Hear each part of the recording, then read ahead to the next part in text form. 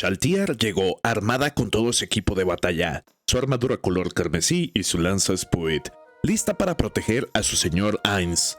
Claro que estaba exagerando al venir lista para un combate, algo que Aura rápidamente le reprochó, y por supuesto Ainz tendría que mediar la situación y explicarle claramente cuál era su rol, dado que tenía la idea correcta pero la ejecución estaba mal. Él quería llevar a Shaltiar para que fuese su guardaespaldas, ya que era una de las pocas personas capaces de enfrentarse a un jugador, en el remoto caso de que apareciera, pero también porque quería darle la oportunidad de redimirse por la culpa que sentía de su lavado de cerebro y quería que ganara experiencia en otras áreas para que se volviera más confiable, versátil e independiente. A esto Shaltiar, no desafiándolo, pero sí algo preocupada, preguntó si estaba bien que llevaran a ella con esas condiciones, ya que no era la mejor para ir a un viaje que sería principalmente diplomático. Pero era precisamente por eso que la llevaría, para que aprendiera poco a poco cómo era construir relaciones y desenvolverse por otros medios además del bélico. En esta ocasión quedaría a cargo Aura, a quien debía obedecer en todo momento. Decrement sugirió que llevaran consigo también algunas mates para que se encargaran de las tareas sencillas y atendieran a Ainz, ya que era costumbre que los líderes poderosos fueran acompañados por servidumbre para demostrar su estatus frente a sus anfitriones, y de no hacerlo, podían pensar bajo de él en el reino enano. Ella tenía razón, pero sus mates, que eran homúnculos, eran apenas de nivel 1, y aunque sus uniformes les daban algunas resistencias por ser de alta calidad, en un combate contra un humano solo tendrían el 60% de oportunidad de victoria. En otras palabras, eran débiles y era peligroso llevarlas. Así que Ainz solicitó a Shaltiar que llevara a sus novias vampiro para que hicieran las funciones de la servidumbre y en el caso de un ataque pudieran defenderse. Ella obedeció.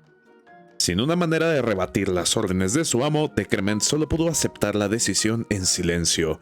Después de esto, ordenó a Shaltiar y Aura que buscaran el personal adecuado para el grupo que habría de viajar.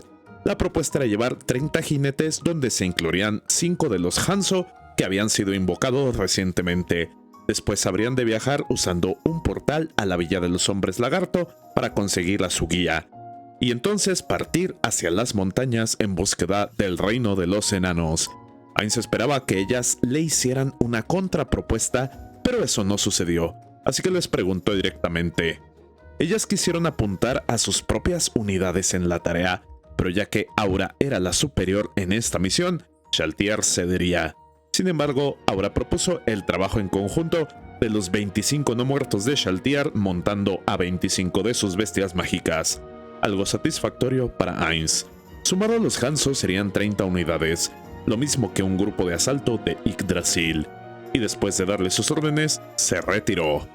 Sin su amo presente, Shaltiar comenzó a celebrar, ya que tendría la oportunidad de redimirse por sus fracasos anteriores, aunque ya había sido castigada y perdonada, y es que ni siquiera había sido culpa suya el asunto del lavado de cerebro.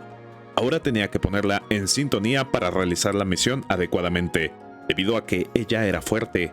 Era importante que reconociera que tenía mucho que aprender, no solo como guerrero, sino especialmente en las demás áreas. La confianza de Ainz no se debía solo a que fuera su vanguardia más fuerte, sino a que creía que todos ellos madurarán con un juicio propio.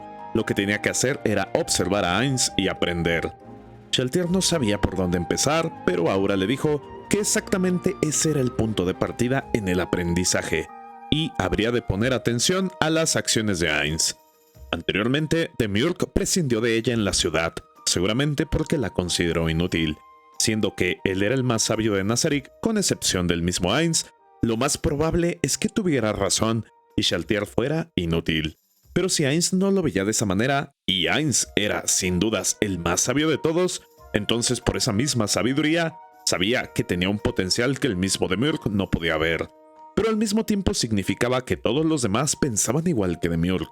Era necesario demostrar que la confianza de Ainz estaba fundamentada y cumplir con sus expectativas. Aura, que había manejado bien a Shaltiar, se puso a rezar a Buku Buku Chagama por el bienestar de ella, la creación de su hermano menor, Peroronchino. Ainz se teletransportó a la aldea de los hombres lagarto utilizando portal, acompañado de los 5 Hanzos, y a su llegada pudo ver una gran estatua de él mismo que había sido erigida incluso tratando de mejorar su apariencia por una de mayor estética. Algo raro, ya que al final eran solo huesos. También le esperaba a Cocytus y sus hombres lagarto arrodillados, quienes le dieron la bienvenida. Él ya estaba acostumbrado a este trato, al ser considerado un ser superior, pero en su interior, Satoru Suzuki aún no soportaba la idea. Para empezar, Ainz quiso felicitar a Cocytus por un trabajo bien hecho, aunque solo hubiera hojeado su reporte. Seguramente había hecho un buen trabajo y quería recompensarlo, pero en su fidelidad y modestia, Cocytus rechazó el ofrecimiento. Ainz insistió y ya como una orden le dijo que tenía una semana para elegir una recompensa de tipo material que le dejara satisfecho, ya que al igual que los castigos, las recompensas también deben ser entregadas a quienes las merecieran, o el personal podría caer en vicios durante su trabajo. Después de esto, se dirigió a Senperu, que ya había sido convocado a recibir a su amo. Ainz le explicó sus deseos de visitar el reino de los enanos y que quería que él fuera su guía. Inicialmente, Senperu se mostró reacio a ayudarle en este asunto, ya que no quería pagarles bondad con maldad a los enanos. Dada la gran fuerza de Ainz, su visita bien se podría transformar en un exterminio o la esclavización. Cocytus se enfureció y se sintió avergonzado de que uno de sus ahora subordinados le respondiera de esa forma a Ainz, y estaba preparado para castigarlo. Pero Ainz lo veía como algo refrescante. Por supuesto que lo entendía, teniendo en cuenta lo que pasó en la misma villa de los hombres lagarto, pero le explicó que no era su intención. Ainz quería crear relaciones amistosas con los enanos para, en varios puntos, demostrar de qué se trataba la existencia del reino hechicero. Si los destruía, perdería el acceso al conocimiento de las runas y posibles desarrollos tecnológicos, además de que las demás naciones tendrían miedo y evitarían mezclarse con ellos. Mientras que si lograba crear y mantener una relación diplomática formal y provechosa con ellos, sería más fácil acercarse a otros países y hacer crecer el propio. En todo caso, también era cierto que los enanos podían ver su visita como una hostilidad y arremeter contra ellos. En ese caso, tendría que eliminarlos sin lugar a dudas. Si todo llegaba a eso, esperaba que Senperu lo entendiera. Ainz no tenía la intención de ponerse al nivel de nadie. No quería provocar una guerra ni acabar con una raza, pero tampoco dudaría en hacerlo si las ventajas superaban a las desventajas. Senperu le dijo que si llegaba a darse el caso, él pelearía por los enanos, aun si significaba traicionar al reino hechicero, y Cocytus ya estaba listo para tomar su vida por esa insolencia. Ainz lo detuvo de nuevo y prometió a Senperu que su objetivo principal no era cometer hostilidades contra los enanos, y aunque aplaudía el valor del hombre lagarto, le advirtió que una rebelión de su parte podría provocar una reacción negativa en toda su gente, haciendo que más y más se levantaran contra él, detonando la exterminación de los hombres lagarto.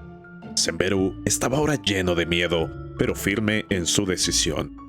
La estrategia de Ainz en este tema era la de promover una relación amistosa entre el reino de los enanos y el reino hechicero, ya que incluso sin quererlo, habría de convertir eventualmente al imperio en un estado vasallo de su nación. Si fuera a conquistar otra nación, sería visto como un tirano, y los demás países se pondrían en su contra. En cambio, si demostraba ser un país con el cual se podía razonar e incluso hacer tratados comerciales y de cooperación, limitaría las posibles acciones de otros jugadores que pudiera o no haber en el mundo, a la vez que seguiría expandiendo su dominio. Y en verdad no quería destruir un reino sin un motivo que lo demostrara necesario. Así que no, aunque Senperu se rebelara, tampoco significaría la extinción de los hombres lagarto.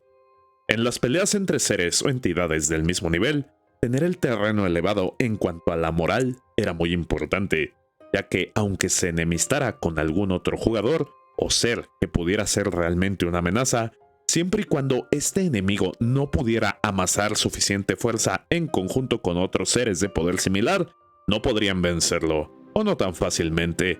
De modo que si el reino hechicero era visto como bueno, no todos querrían pelear contra ellos, y en el posible escenario de una guerra, habría al menos un balance de poder que facilitara las cosas, Y aunque era cierto que los jugadores con ítems de clase mundial o con clases poderosas como campeón del mundo eran temibles, la suma de la fuerza de Nazarick era suficiente como para no caer sin que el enemigo tuviera que usar uno de los ítems de clase mundial. Antes de continuar con el tema del reino enano, Ainz quiso dirigirse a Sariusu para preguntar sobre la salud de su esposa y su hijo recién nacido, quien estaba desarrollándose bien e incluso ya caminaba por su cuenta, algo que Ainz pensó que era un poco rápido, pero solo comparándolo con un ser humano del mundo de Satoru Suzuki. Para los hombres lagarto era el tiempo de desarrollo normal y no tenía nada de especial. Ahora preguntaba si Sariusu, con su experiencia como viajero, podría ponerse de nuevo a prueba como miembro de su organización de aventureros, o en todo caso, mudarse a una ciudad a vivir en comunidad con humanos, goblins y otras razas inteligentes. Sariusu sentía cierta inconformidad al respecto. El hecho es que ser un aventurero no era algo que un hombre lagarto aspirara a hacer por sus propias costumbres, ya que eran devotos a sus familias y a sus villas, y si lo había hecho en el pasado, era porque no tenía otra opción si quería asegurar el bienestar de su gente. Pero ahora que estas tierras estaban siendo gobernadas por Ainz y que tenía que procurar a su esposa e hijo, no sentía la necesidad de abandonarlos, ni quería exponerlos a un mundo distinto al que estaba acostumbrado. Claro, para Ainz esto era la consecuencia del cambio. Si había grandes cambios, era obvio que los ancianos o las personas acostumbradas a cierto estilo de vida sentirían un rechazo directo a esto. Los ancianos de la aldea, de hecho, se quejaban de vez en cuando de las nuevas normas de sus tribus bajo la orden de Cocytus, en nombre del rey hechicero. Pero si ese era el caso, entonces Sariusu era uno más de sus ancianos, y claro que eso tenía que ver directamente con que ahora era la cabeza de su familia. Así que quizá era más factible que solo su hijo, que aún no tenía inculcadas las tradiciones y formas de vida de los hombres lagarto, fuera expuesto a temprana edad a este nuevo ambiente en comunidad con otras especies. Sariusu sintió miedo de que su hijo le fuera a ser arrebatado, ya que no era capaz de desobedecer a Ainz bajo ninguna circunstancia, y este temor no pasó inadvertido. Sin embargo, Ainz no haría algo como eso sin una propuesta adecuada y en el momento justo. No quería que hicieran esto solo por obediencia, sino porque, al igual que pasó con Ainzak, creyeran en el mundo que les estaba prometiendo, un mundo donde todas las razas pudieran convivir y desarrollarse en paz. Por ahora, el tema quedaría en eso. Volviendo con Senberu, este accedió a llevar a Ainz hasta la ubicación de los enanos, pero el tono de voz y las palabras que utilizaba para dirigirse a su señor molestaban a Cocytus, que en más de una ocasión hubiera querido ejecutar al hombre lagarto por sus insolencias. Ainz permitió este tipo de lenguaje, y no solo eso, sino que dio la orden directa a Cocytus de que incluso si Senberu fuera a traicionarlo, bajo ninguna circunstancia haría daño a los hombres lagarto, y este habría de obedecer. Con esa premisa, Senberu estaba listo para decirle a Ainz todo lo que sabía. En este punto, Cocytus ofreció a Ainz su propio cuerpo como un asiento, con la idea de que su majestad no debía mantenerse de pie frente a sus vasallos, siendo seres tan inferiores. Pero era obvio que esto tenía algo que ver con el castigo que había recibido Shaltiar. Le preguntó si se trataba de algo así, y en realidad, sí.